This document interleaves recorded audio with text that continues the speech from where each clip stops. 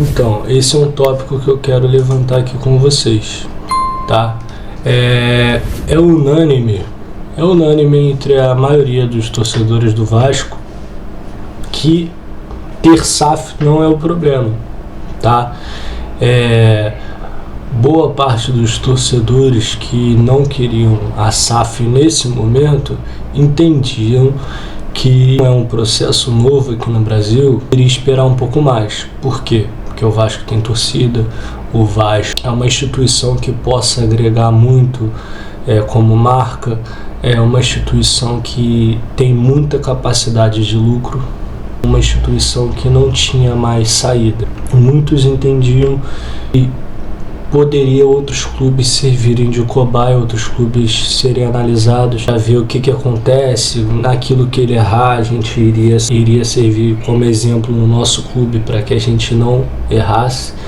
Pegava como exemplo o Botafogo, Cruzeiro, esperava ver o que ia acontecer. Eles erraram nisso. Então na minha SAF eu não vou errar nisso, tá? A gente viu o movimento do Atlético Mineiro para virar SAF. O Atlético Mineiro deve mais de 1 bilhão. Eles não estão com tanta pressa assim, pelo que a gente vê. Eles querem fazer tudo da melhor forma possível para que o clube não seja prejudicado. Eu tenho certeza que esses problemas que estão tendo no Vasco servirá de exemplo para outros clubes na hora de virar SAF. Era isso que a gente queria. Por que tanta pressa? O Botafogo teve muito mais tempo para criar sua SAF. O Vasco fez às pressas. Do Vasco, no papel, pelo que a gente vê, a gente não tem acesso ao contrato, mas pelo que a gente viu, os jornalistas falando, pelo que a gente viu, o que é falado, na teoria, é boa. A SAF do Vasco, na teoria, é melhor, na minha opinião, do que a do Botafogo, do que a do Cruzeiro. Por que não está dando certo? Essa é uma pergunta que eu faço. Essa janela foi um dos clubes que mais investiu mais que Cruzeiro, mais do que Botafogo. Por que não está dando certo? Isso me leva a chegar à seguinte conclusão: a SAF do Vasco está tendo problema porque o projeto não é time para ser campeão. O projeto não é brigar na parte de cima da tabela. O projeto é lucrar, apenas isso. Só que a SAF precisa entender que para o time lucrar, eles precisam do apoio da torcida. Para um time do tamanho do Vasco, de massa, ter o clube poder dar lucro, a torcida precisa estar junto com a diretoria. Eles não podem pensar friamente na teoria, num projeto e implantar em qualquer clube que eles quiserem. Não, cada clube precisa ter um projeto de forma diferente. Vou comprar o Vasco, vou comprar o Corinthians, vou comprar o Flamengo. Vai ser diferente se eu comprar o América Mineiro. A metodologia vai ser diferente. No América Mineiro, se eles fizerem coisa errada, a cobrança vai ser muito menor. Eles vão poder trabalhar da forma que eles quiserem. Se o América Mineiro for rebaixado, a cobrança será muito menor. Se o América Mineiro não entregar o que deveria, mesmo assim a cobrança não será grande, porque entende-se que está melhor do que estava. Entende-se isso. No Vasco não. No Vasco entende, o Vasco poderia chegar sozinho muito melhor do que está hoje. E quando a gente vê ao longo desse processo que tanto falam, eu estou vindo dizer, o Vasco não é Big Brother. Já é a primeira coisa que irritou o torcedor. Aí o torcedor falou, deixa pra lá, vamos confiar, vamos apoiar. Ou seja, lá atrás já estava errado. Segunda coisa, o Vasco não é Vasco. O projeto para o Vasco é fazer o que o Bragantino faz. O projeto para o Vasco é assim, como se fosse um Bragantino. O que ele quis dizer com isso? Então a gente falou, não, é questão de administração, de competência. Lá no Bragantino o trabalho é bom. Ou será que ele quis dizer que o projeto era apenas se manter na Série A, igual o Bragantino, revelar bons jogadores, lucrar e ponto? Se for esse projeto, não dá certo no Vasco. Não dá. O Vasco é um clube com uma torcida gigante. O maior consumidor do clube é a torcida. Essas blusas aqui que eu comprei para dar dinheiro para vocês, para ajudar o Vasco. Eu sou consumidor do clube, eu ajudo o clube. Sou sócio torcedor também. Eu sou sócio torcedor do Vasco. Se eu boto dinheiro no clube, eu sou cliente do clube, eu quero ver uma mudança, eu quero ser respeitado.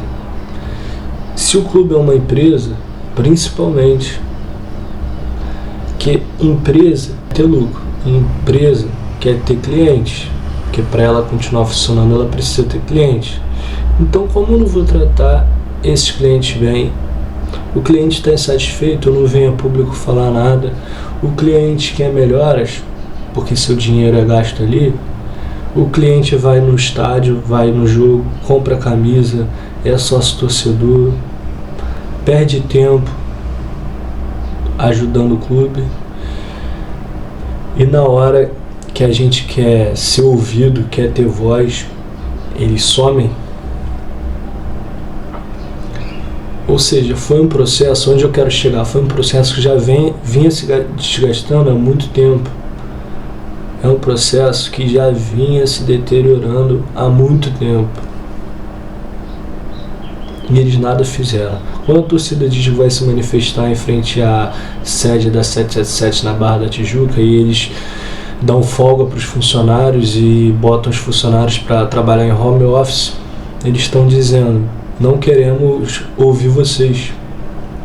É isso que eles estão dizendo. Eles não entendem a torcida do Vasco. Eles não são próximos. Eles não têm aquela... Para você ser administrador, para você ser presidente de um clube como o Clube de Regatas Vasco da Gama, vocês precisam entender. É como governar o Brasil. Você tem que governar para todos. Vocês têm que estar em vários lugares que vocês não gostariam. Se eu sou presidente do Brasil, eu tenho que governar para quem mora na Zona Sul, na parte nobre. Tenho que governar para quem mora em comunidade, em favela, em quebrada. Eu tenho que estar nesses lugares também. Eu tenho que ter uma comunicação com todas as pessoas de cada lugar do Brasil. Para você ser presidente de um clube como o Vasco, você tem que ser próximo ao seu torcedor, que é seu maior patrimônio. Você tem que vir a público, dar satisfação. Você tem que ter um cara lá do marketing que tem essa comunicação com a torcida. Você tem que exaltar a marca e não diminuir a marca como vem diminuindo ao longo do processo.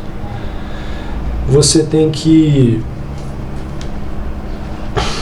se comunicar da forma correta com o torcedor. Tem que ter um cara que esteja lá para falar de vez em quando o que o torcedor quer ouvir. Essa é a verdade. A gente não vê na política, quando a gente vai eleger um presidente, ele falando aquilo que você quer ouvir, um presidente populista. Depois não importa como ele vai fazer para entregar aquilo que ele prometeu, mas ele vai ter que resolver. Tira daqui, bota ali, tira dali, bota ali. Desde que não fique endividado, tá ótimo. Você tem que fazer alguns esforços. Para ser presidente ou administrador de um clube como o Vasco da Gama, você tem que fazer esforços, tem que ter planejamento de que, olha, os números não vão bater, vou ter que investir um pouquinho mais de dinheiro aqui nesse primeiro ano, para o time não ser rebaixado, senão vai ser muito pior, mas no ano que vem, então, se eu tinha que investir mais ano que vem, então eu invisto menos ano que vem, invisto mais esse ano, porque o time está com mais dificuldade. Era isso que deveria acontecer. eles sentirem a dor do torcedor, ir na barreira, ver como as pessoas amam o Vasco, conversar com o torcedor e não tornar essa relação fria, insustentável, que é o que aconteceu. Ao longo da gestão de Jorge Salgado, ele foi muito distante do torcedor, muito distante. Em nenhum momento apareceu para dar satisfação de nada. Agora, no final, ele está aparecendo porque está de olho na eleição.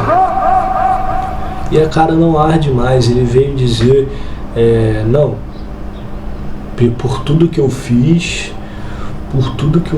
pelo Vasco, se eu não vier, eu vou indicar alguém. Ou seja, ele vem na maior cara de pau dizer como tipo, tivesse tudo maravilhoso. Ele virou um ídolo do Vasco, a torcida ama ele, quer fazer até uma estátua dele em São Januário, e por causa desse carinho, por tudo que ele contribuiu com o Vasco, ele vai se reeleger ou ele vai indicar alguém.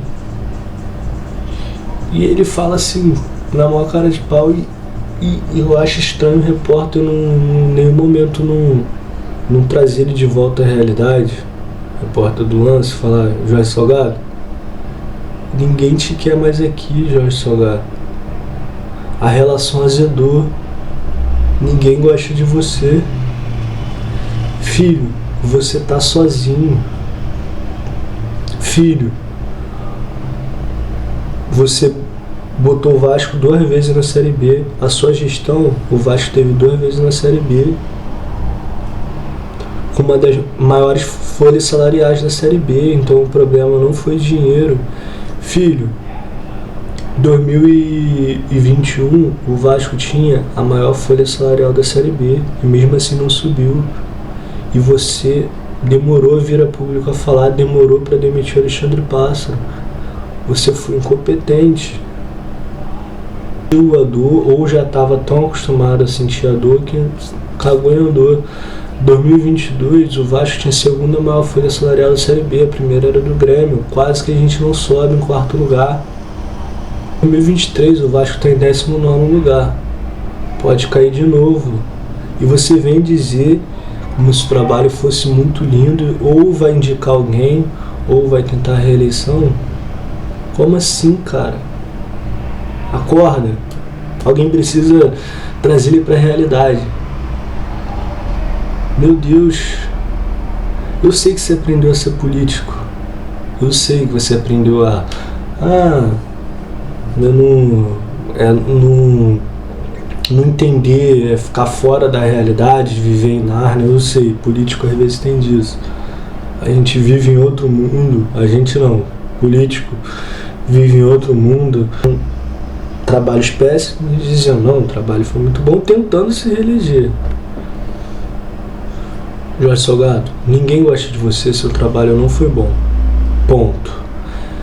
Já começa aí, tá? Você precisa entender isso. Quando você entende que seu trabalho não é bom, aí começa a melhorar. Quando você entende que precisa melhorar, aí sim você melhora. Quando você fala, não é muito bom, vai melhorar o quê se já tá muito bom? Já tá muito bom, eu vou me reeleger, então não tenho que melhorar, então vai continuar na merda. E é isso, tudo certo. Segundo erro, olha só, segundo erro desse processo que eu tô falando, tá? O primeiro foi o Jorge Salgado negligenciar, ter uma comunicação péssima com o torcedor do Vasco.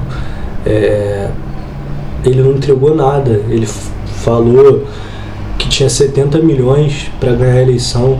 Para ganhar a eleição ele falou, não, a gente já está certo com os investidores, vai botar 70 milhões no Vasco, podendo chegar, sei lá, não sei quanto, 150, e é isso. E não entregou nada disso. Tá? Disse que era contra a SAF, que no clube do tamanho do Vasco, com torcida, tinha outras saídas. SAF é para clube que não tem torcida, já está desesperado, não tem mais solução. Ou seja, o erro foi o Jorge Salgado ter entrado. Tá?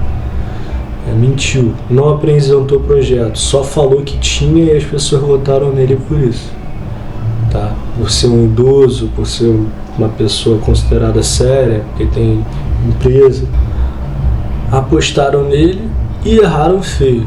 Esse foi o primeiro erro. Jorge Salgado no poder do Vasco. Segundo ele, além de não ter dialogado com os sócios devidamente, para vender o Vasco, vendeu às pressas, não teve um tempo maior para dialogar com as pessoas, enfim, dividir a torcida, falar que é torcedor de candidato quem criticava, criar dois Vasco, que eu já falei no meu canal, o Vasco que apoia X, Vasco que apoia Y, todos são vascaínos, cara, você tem que governar para todos.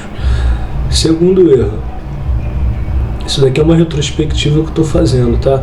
Segundo erro, o CEO, que é CEO, olha só, gente, o CEO, que é CEO do clube associativo, vira CEO da SAF do Vasco.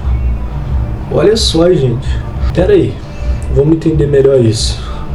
O cara que ajudou a vender o Vasco, que foi lá atrás da empresa, que negociou, que conversou, portanto que o Vasco seria vendido por X, vira depois CEO da SAF, CEO da 777.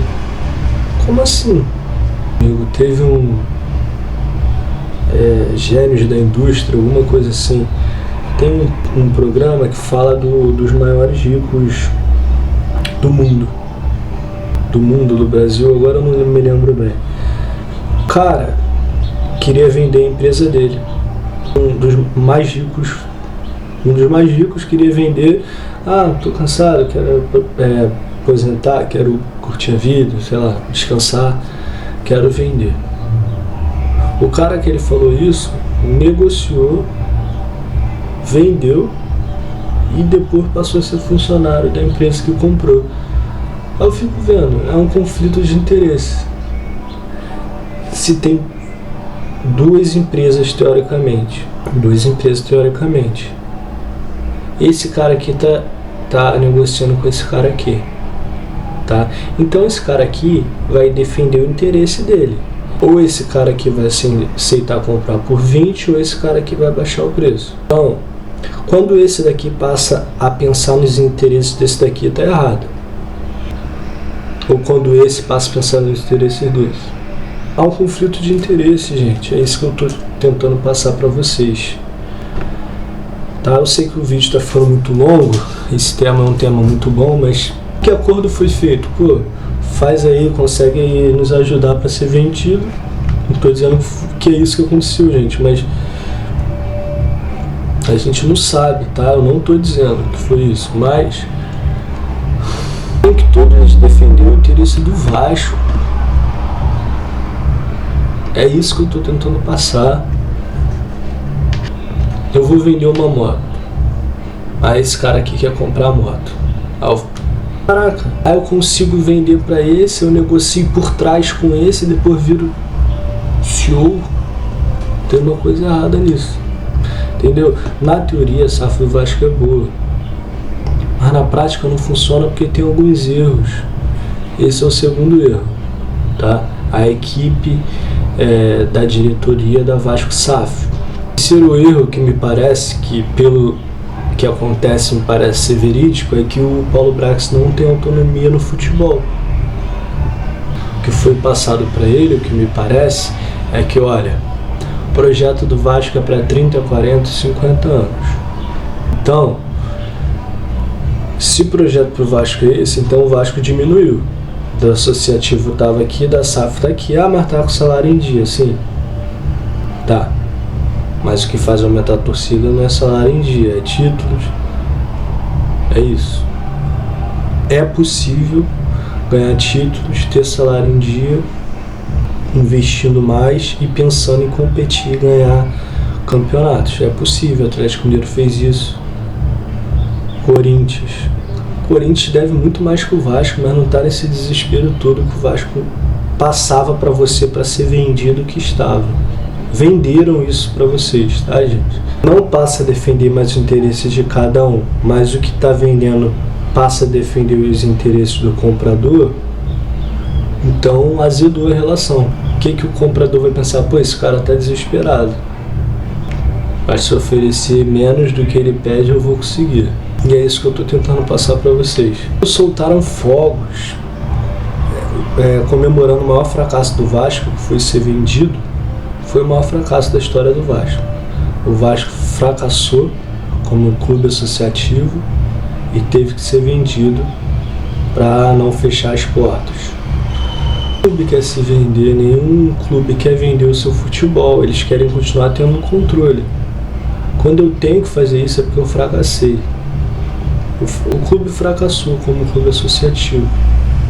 É isso que foi vendido, né? Eu vou lá vendo algo que é como se fosse da minha família, como se fosse a minha casa, que é o Vasco. Eu vendo um clube, um futebol do clube que é minha paixão, que é como se fosse meu lar, um membro da família. E eu comemoro, solto fogos e passo a ser torcedor da empresa 777. Pera aí, tem alguma coisa errada. Eu estou diminuindo a marca Vasco aí, nisso. A gente tem que entender que a SAF não é o problema, tá? A gente vê o Botafogo dando certo, a gente vê o Cruzeiro, o Ronaldo não prometeu muitas coisas, uma competência maior. Você acha que o Cruzeiro queria ser vendido? Você acha que o Botafogo queria? Não tinha saída, dava no fundo do poço. Mas quando a gente vê clubes como o Corinthians devendo muito mais e não estando nesse desespero todo, a gente pensa que poderia esperar um pouco mais. Hoje, né, deve igual ao Vasco, mais ou menos. Não está nesse desespero. Houve um processo de apequenamento do clube que foi durando ao longo dos anos. Tá? Quando eu trabalho dentro do Vasco, venho dizer que o Vasco não honra seus compromissos, que o Vasco atrasa salário, não tenho mais capacidade nenhuma de conseguir ganhar alguma compra no mercado, quando eu não tenho mais capacidade de contratar os melhores jogadores, processo de pequenamento dos que lá estavam. Quem passa por problemas não vem a público dizer. É essa a questão. Se o Vasco estava mal, o Vasco não fala que está mal. Você não vê o dirigente do Fluminense falando, olha, a gente está mal, o do Corinthians está devendo, os irmãos já, olha, o Corinthians está mal, não sei o que, deve mais de 1 bilhão. Você não vê o do Atlético Mineiro, porque lá tem um cara que investe, mas é torcedor do Atlético Mineiro. Você não vê ele falando, olha, o Atlético Mineiro está mal, o Atlético Mineiro está isso, está aquilo. Por quê? Por quê? Porque eles não vão diminuir a própria marca. Querem virar SAF, eles querem que seja feito de uma forma que o torcedor não se frustre depois. Que o Vasco sofre, eu venho em entrevista dizer que o Vasco sofre há mais de 20 anos, eu não conheço o Vasco. Pelo menos 20 anos eu não conheço o Vasco. Porque o Vasco não sofre há 20 anos. Isso daí é uma falácia, uma mentira. O Vasco ganhou a Copa do Brasil em 2011. Nesse processo de 20 anos, o Vasco teve um jogaço contra o Corinthians. Se o Diego Souza tivesse feito aquele gol, o Vasco teria sido campeão da Libertadores, eu acredito. O Vasco foi campeão carioca em 2016, 2015. Ou seja, o Vasco não sofre há 20 anos. Quando eu digo que sofre, eu diminuo o Vasco. E mesmo que eu sofresse, ainda que sofresse, eu não posso falar. Eu resolvo os problemas internamente, não venho a público falar para virar chacota, para passar para o jogador, olha, esse clube aí tá mal, não quero jogar nele não. Pô, não quero ir para esse clube não. E a gente viu esse processo ao longo dos anos. Todo político pensando em entrar para virar presidente, que não largava o osso. O Vasco estava muito mal, mas ninguém deixava de querer ser presidente do Vasco, ninguém queria largar o osso. Cada um que vinha falava, o Vasco no passado, herança maldita, não pagava jogadores, não sei o que, não sei o que, não sei o que, não sei o que. Eu estou diminuindo o clube ano após ano, eleição após eleição. O projeto de fracasso do Vasco foi construído ao longo dos anos. Por incompetência, agora foi vendido. É nisso que agora a gente tem que focar em criticar quem comprou. Se não estiver fazendo o que desejamos, vamos criticar, tá bom? Daqui a pouco eu venho com o vídeo da segunda parte, conversando e debatendo esse assunto que é bem legal com vocês, tá bom? Tamo junto, saudações vascaínas.